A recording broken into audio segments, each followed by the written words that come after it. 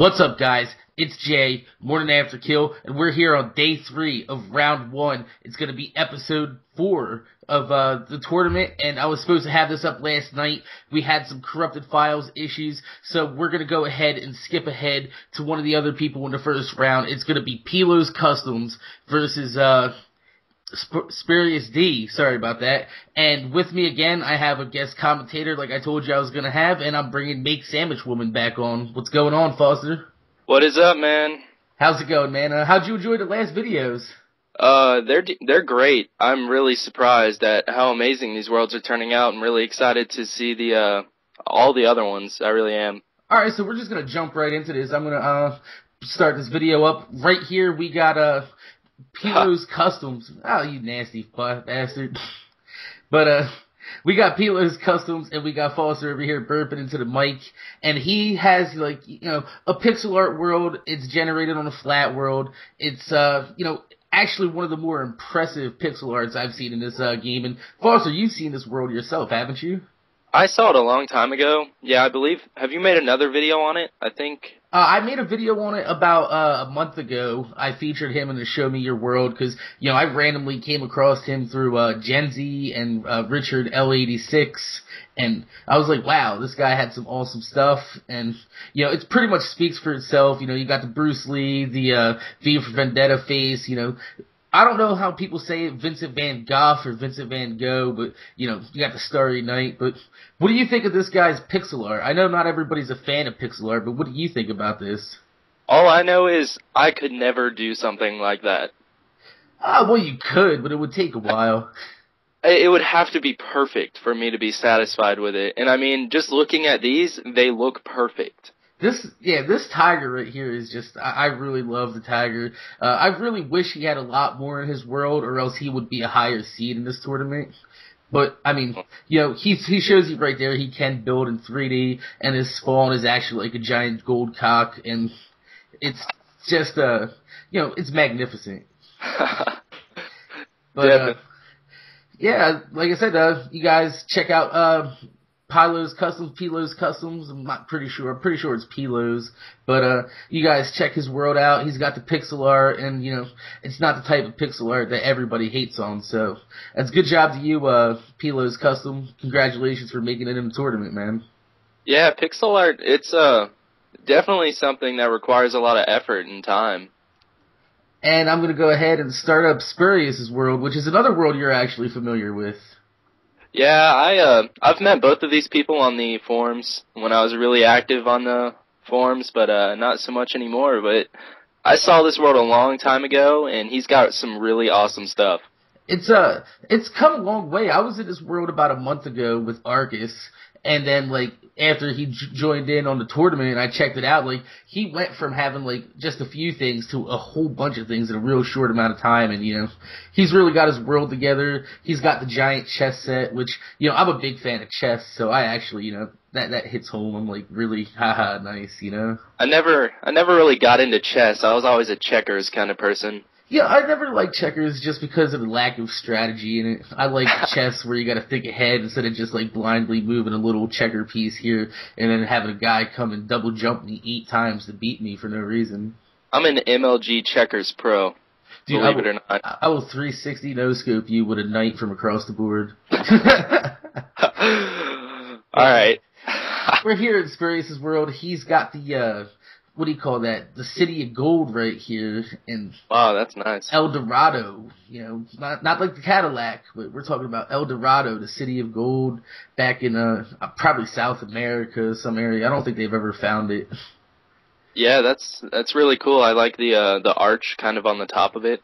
Yeah, and he's got the turquoise inlaid there.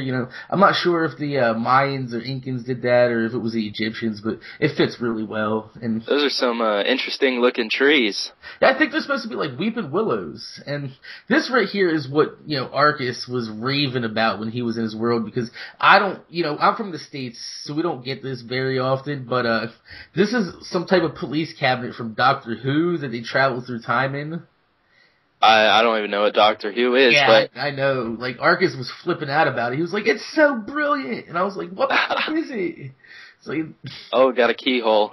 Yeah, he's got a keyhole. Something he was explaining to me, like something about inside the time machine has like an infinite time sphere or something. So he was trying to like make something that he can relevate to like something that would look like an industrial time machine, I guess. Oh yeah, definitely. I like the whole dome effect you get when you go inside of it. That's really creative. Yeah, he used the domes, he said, because he was trying to make it feel bigger inside than it actually was. So he did a good job with that. And Oh, a maze. we got the symmetrical maze with the happy face in there. That's Yeah. your prize, is the gold happy face. Around where I live, I don't know if it's popular where you live, but like they have a lot of corn mazes and stuff around Halloween time. Have you seen this shit right here? Yeah, I saw this a long time ago. This thing is huge. Insane. And I mean, I don't know about you guys. I'm an older gamer. I'm real nostalgic about old games. And when I saw this, like I just flipped shit because I love Pac-Man. I can literally put a quarter into a Pac-Man machine and play for like 45 minutes on one quarter. I wish we could do the draw distance 15 for this one because it's just so massive. Yeah, it's like I had to cut it out at the end here, but right here when I got to the bottom of this, the screen actually went fuzzy from hitting the side of the map. That's funny. Yeah, like there we go. We finally saw Pac-Man after like 20 seconds of footage of this thing. I would love to know like the dimensions of that entire board. I'd like to guess like 500 by 400. It's gotta be. It's massive, regardless. And is that a ship? Yeah, this is like what we've seen in Indies World too. This is a recurrent theme is going to be in this tournament. Is people built a lot of steampunk airships and a lot of dragons. I think steampunk airships look really awesome.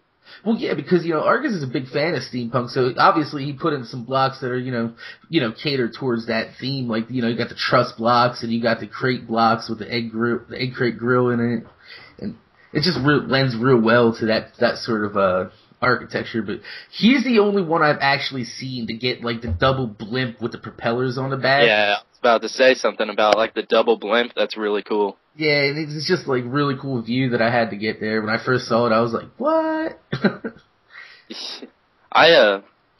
I like that table that was showing. It had like a cool little trim design on it. Yeah, I had that design on one of my videos. I don't know if he ripped it off there or not, but just the little details always impress me.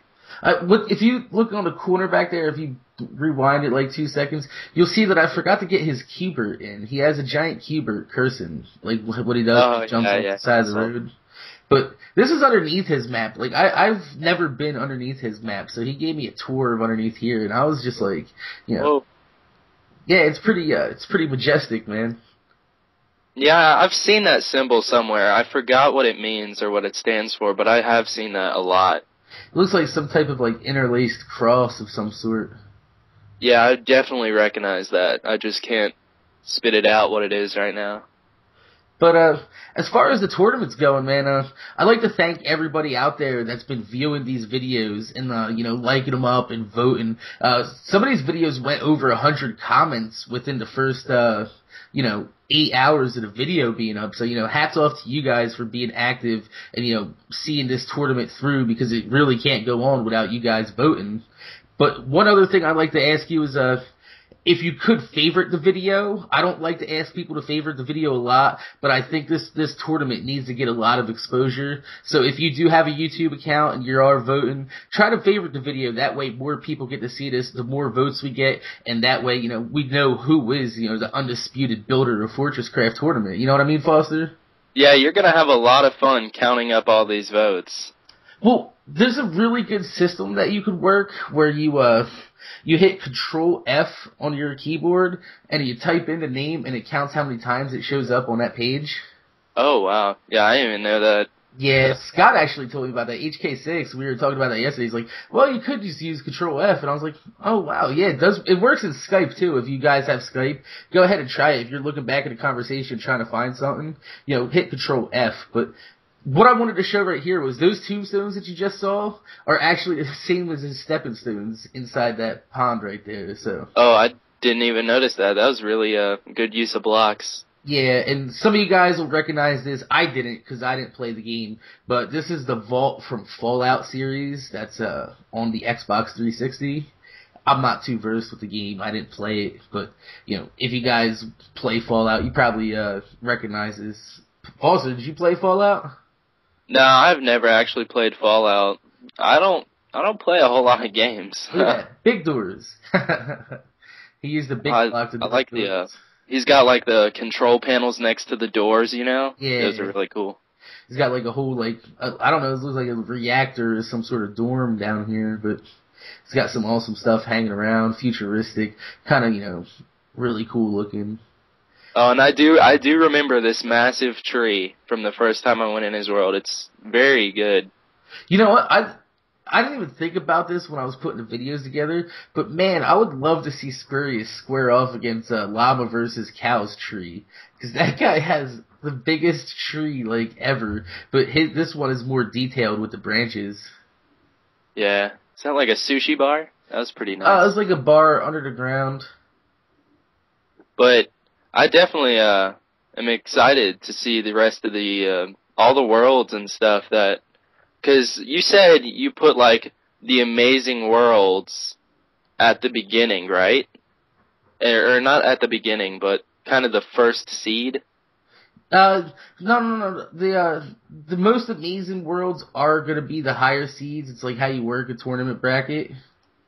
Yeah. But, the actual way that I went about it was, sort of how college basketball does with their shit, and they just go ahead and highest seed versus lowest seed, and then the middle seeds meet in the middle. They go against each other. That way, it's not really to handicap the first team for getting through, but it helps ensure that later on, you don't get worlds say in this video, say here, Llama versus Cow. If I put him and Gen Z up against each other, they're two first seeded worlds, and they both don't deserve to knock each other out in the first round, Oh yeah, that definitely does make more sense. So, it helps other people, but it also helps create drama too, because then you have what happens if a 16th seed, upsets the first seed? Then you got, people wow, what's going on? Yeah, that does make a lot more sense now. But I've watched most of them, and just the interaction between the subscribers and people legitimately want others to win. Yeah, it's amazing. There's actually people rooting for people, and I was going into the Fortresscraft forums tournament, and I have 3 threads posted up that went to 20 pages, 17 pages each or something, and most of it was just people kind of trash talking back and forth and kind of trying to guess who's gonna make it through the brackets and in what position they're gonna get through. I actually saw one person commented 8 times on one of your videos the same name. But, trying to cheat.